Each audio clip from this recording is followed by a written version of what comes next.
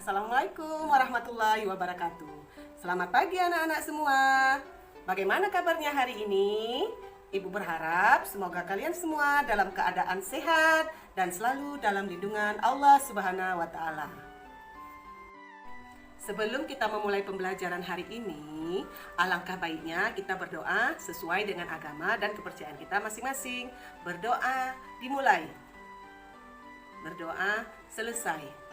Anak-anak ibu yang hebat, apakah hadir semuanya hari ini? Alhamdulillah hadir semuanya. Baiklah, sebelum kita memulai pembelajaran hari ini, anak-anak ibu harus benar-benar menyimak dan mencermati materi yang akan ibu sampaikan melalui PowerPoint yang ada di Zoom meeting. Anak-anak ibu yang hebat, hari ini kita akan belajar tema 5, subtema 1, PB1 tentang komponen ekosistem.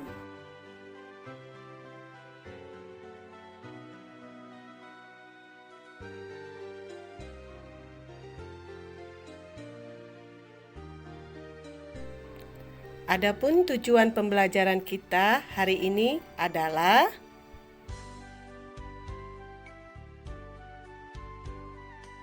ayo, perhatikan gambar yang ada di slide PowerPoint.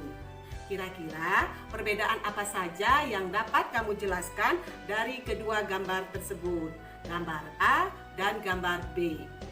Ayo, anak-anak ibu, siapa yang bisa jawab? Ya, benar sekali.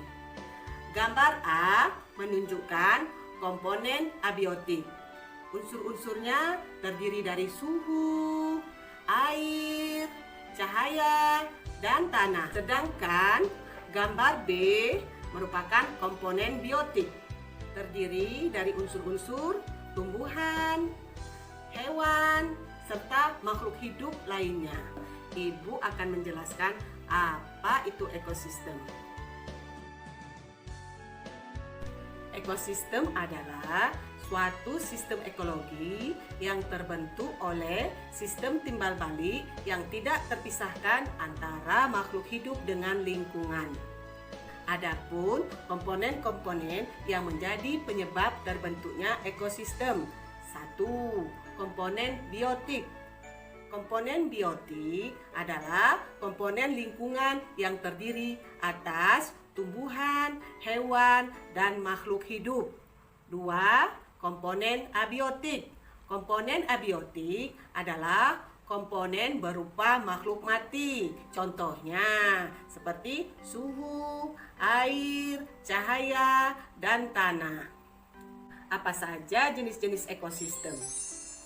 Yang pertama ada ekosistem darat. Contohnya gurun, padang rumput, atau hutan hujan tropis. Yang kedua, ekosistem perairan. Ekosistem perairan dibedakan menjadi dua. Yang pertama, ekosistem air laut dan air tawar. Yang ketiga, ekosistem buatan. Contohnya, hutan tanaman, waduk, dan sawah irigasi. Biar lebih jelasnya, mari kita simak video penjelasan tentang ekosistem yang Ibu tampilkan melalui PowerPoint.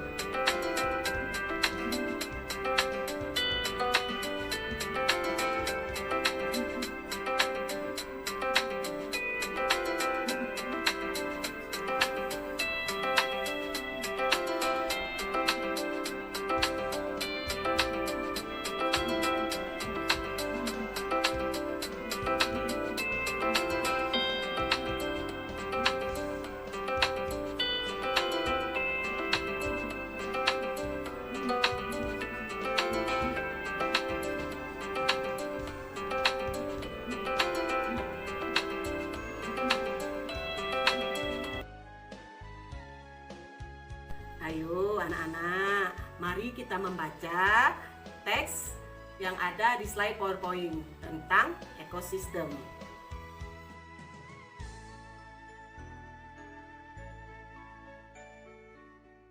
Setelah anak-anak membaca tentang teks ekosistem, anak-anak diminta untuk membuat pokok pikiran yang ada dalam paragraf ekosistem tersebut. Sebelumnya, Ibu akan menjelaskan apa itu pokok pikiran. Pokok pikiran adalah ide utama dari sebuah paragraf, atau pokok pikiran disebut juga pikiran utama, gagasan utama atau gagasan pokok. Sekarang anak-anak bisa mencoba membuat pokok pikiran dari teks ekosistem. Ayo, sekarang kita membaca lagi tentang teks jenis makanan hewan. Nah, setelah kita membaca teks tentang jenis-jenis makanan pada makhluk hidup, Ibu berharap anak-anak bisa menuliskan hal-hal yang belum dipahami pada teks tersebut, ditulis dalam bentuk tabel ya, berupa pertanyaan.